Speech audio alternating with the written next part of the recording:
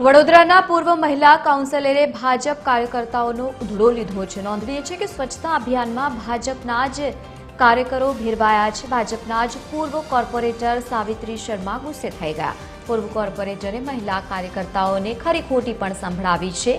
તો બીજી તરફ વાડી વિસ્તારમાં પૂર્વ કોર્પોરેટરે શાસકો પર વડાપો ઠાલવ્યો છે। ખરી ખોટી પણ સંભળાવવામાં આવી છે। વિકાસના કામો ન થતા હોવાની પૂર્વ કાઉન્સિલરની ફરિયાદ છે। ભાજપ કોર્પોરેટર્સ માત્ર વોટ લેવા આવતા હોવાના જ આરોપ પણ લગાવવામાં આવ્યા છે। કામ થવું જોઈએ આટલા વર્ષો લગી કઈ કરતા રહેલા બધા। હું તો આવું છું કે હું તો આવું છું બધાને મળવા આવું છું। તમારી વાત અલગ વાત છે પણ જ્યારે વોટ જોઈએ તો બધા આવે।